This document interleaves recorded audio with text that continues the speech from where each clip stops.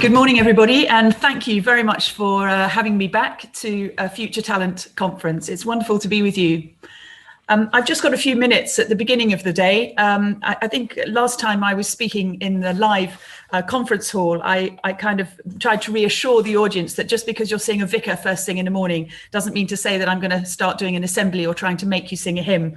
But I've just got a few minutes today to reflect on, from my perspective, where we are in terms of the world of work and the changes that we've experienced, and perhaps a little bit of imagining for the future. As you can see, I'm a priest and I live where I work. I'm speaking to you actually from the centre of London, from Piccadilly Circus, which is strangely quiet, as much of central London is these days. I live in a flat which is right next to the church building where I'm rector, which is itself on Piccadilly. And I can get from the sofa in my living room to the altar in the church in less than a minute. You may wonder how I know that, but I have to do that if I want to see the end of EastEnders. I live where I work, and I work very close to where I live. For many people who've been working from home in this time, the boundaries between being at work or at home have become blurred in a new way. But living where we work and working where we live has a deeper meaning as well, and is in fact a deeper question. I work close to where I live, but do I live where I work? What I mean by that is, where is it that I am living my life, really, truthfully? The challenges and the opportunities that this blurring of home and work has presented means that purpose and meaning can also become blurred, not least because the culture of work is changing so much and so fast. Some of the roles of a leader in this moment are, I believe, to be honest about when things are hard for us, to be resilient, yes, when things are hard too, to help cultivate hope when things are hard, and to be imaginative ourselves, even playful ourselves, to look for the light while absolutely not denying the dark. So for me, running a church in this time has meant, yes, of course, looking after a congregation whose pastoral life and needs have changed and intensified, but also running a cultural institution whose concerts, events and visitors have fallen through the floor, and also a small business with 26 paid staff. I've had to learn the intricacies of furlough, of support packages, of weekly financial projections, of grant funding applications, at the same time as narrating our way. And by narrating, I mean that that's a fundamental task of a leader, is to try to tell the stories and perhaps be something like a responsible gossip is a good way of looking at it, to narrate our way through this. Speaking publicly, not only in a church, which I must do at least once a week, but these days on YouTube, into a situation where a population is suffering, is frightened, not a little angry sometimes, and in great need of hope and strength and resilience. I've also been sole custodian, particularly during lockdown, of a Grade 1 listed building, built in 1684, shut, not uncontroversially for the duration, shut again now actually, not permitted to hold any services that bring it alive, but also, and this is what vicars really can't and shouldn't say, learning that maintaining such a Grade 1 listed building, keeping it clean, making sure it's at its best, is honestly easier when there's no one in it. An art project was run during lockdown which asked security guards who worked at art galleries to talk about the paintings and the sculptures that they were guarding, especially while the galleries were shut with no visitors. The security guards staffing the galleries had these paintings and sculptures all to themselves. And they had absolutely fascinating things to say about the art. This kind of brilliant connecting up has been a feature of this time. Imaginative, taking account of voices that have not previously been heard. And for this, it's been an amazing learning time too. For me, living at Piccadilly Circus, alone next to the church, has in these days been transformed. And as I mentioned, central London has its own very particular challenges at this time. But it's not all been bad. What's been asked of any leader or indeed team worker in this time, it seems to me, and this is the same for religious leaders, and I'm going to put this quite strongly, is not to give in to the temptation to tell ourselves lies, or more kindly, not to give in to the temptation to construct fantasies about ourselves, about us, or the situation we're all in. This can go both ways. Either we can construct a fantasy to say that there is no hope, that it's all over, that life is just simply too tough, or on the other hand, that this is purely an exciting moment and everything's fine. Like so many aspects of our life and our work, it seems to me this current situation has simply intensified the kinds of things we were already doing. And the truth is that human beings are brilliant at surrounding ourselves with fantasies because we think they help us explain why we aren't happy all the time. If only I were a better person, we think. If only I hadn't had the family I had. If only I hadn't married that particular person. If only I had more money or a different job or more friends or fewer relatives or a different house. It's part of the human condition from time to time to believe that everything would be better if we weren't us and this wasn't it and they weren't here.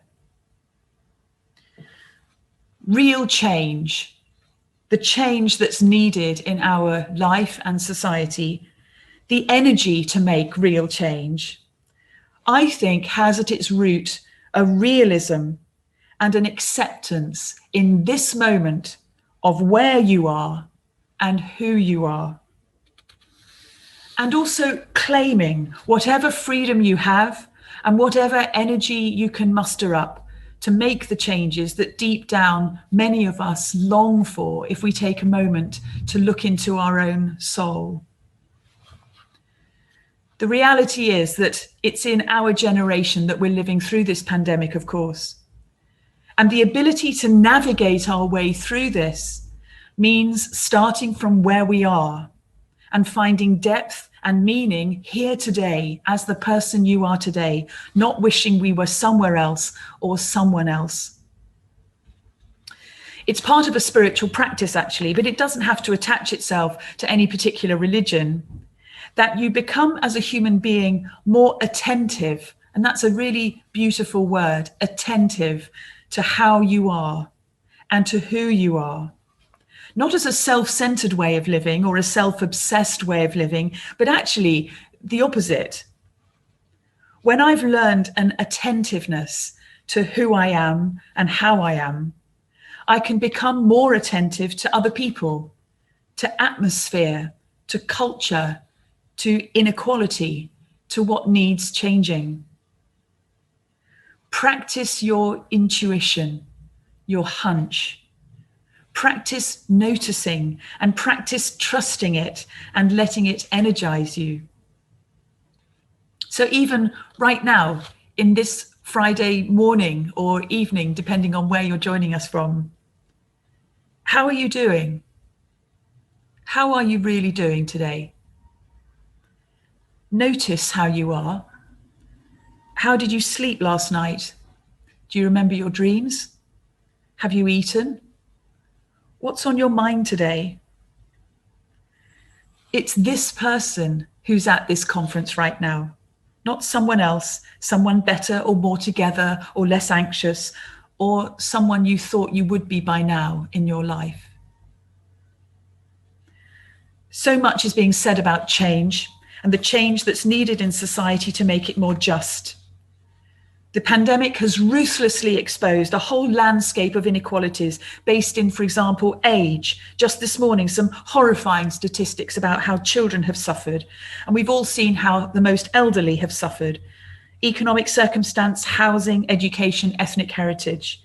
The beginning of change in your company and in my church, in our society, begins with individuals naming and accepting the truth of where we are, not peddling any fantasies, either catastrophizing or idolizing the situation we're in. And to be able to do that, we have to trust that someone will really listen to this truth-telling, really listen. But even before that, it's sometimes hard to tell the truth to yourself because you're not quite sure you're going to take yourself as seriously as you need to. But for me, this is the beginning and the root of change. I guess the final reflection I had about this time and who we are in it is that everything we say at this point is provisional. I don't really think we know what this time means, or we won't know for quite a while. And so we should be cautious, creative, and provisional about any conclusions we draw for now. Cool words such as agile, pivoting, and repurposing will mean that some businesses, some activities, some ways of working will be hugely beneficial to us as a society. But I'm interested too in the deeper meaning of this time, not only for our world of work, but for our life together as human beings. Our relationship with our physical space has changed, perhaps forever. Where do you live? Where do you come to life? Where are your key places, like key workers? If you look around you physically right now, that's where you are, that's who you are, and that's where change can start today. Thank you. Lucy, thank you very much for that. I think it's only right and timely that we check in with ourselves, which we certainly have never done enough of, but particularly now. My first question is based on a point that you made quite strongly when you were talking about fantasies and not fabricating them. And it just struck me that when the issue with when we create a fantasy, like assumptions, is we sometimes don't know that it's there, right? It's implicit, it's subconscious. So how will we know? How do we know if we're fabricating our own fantasies? That's a really good question. I mean, I think it's a combination of this attentiveness that I was talking about. I think I kind of back people. I trust people to know if they will take the time. But one of the things that we do, I think, particularly as leaders, and particularly when times are difficult, is that we sometimes construct a kind of heroic fantasy, really, that we can get through this if only we do X, Y, Z. And sometimes that's helpful, but actually what I've found in my own experience is that it's more helpful to try to really tell the unvarnished truth. It doesn't mean to say you have to be miserable all the time, but to really say, you know, I'm really tired today. And almost in the naming of it, there's some, again, I don't want to be too religious about these things, but there's a whole kind of mechanism in spiritual practice that if you name something, it somehow dissolves its power over you. That you give it a name, and so you find language for it. Somehow you become less tired in the moment that you say that you're tired. It's a very odd naming. So I think there's a truth telling that can happen in conversation. You can ask people as a leader, you know, where do you think I'm getting this wrong? Please let me know. What's your view? And then as a leader, you build the resilience to be able to take that view, particularly if it's true. Yes. Thank you. And Marion in the chat just sort of emphasized the point that you made. Are you living, are you living where you work? And of course, many of us work where we live. I was wondering if you could just maybe reflect on what are the risks of doing so, when we are forced to work where we live, and possibly what are the advantages? The risks are, I think, that when you're awake, you're at work. And that's no one can survive that, really. Not really. I mean, you can survive it. You can live, you can live a long life having done it. But I'm talking about a deeper living, a deeper flourishing, which is more spacious and more creative.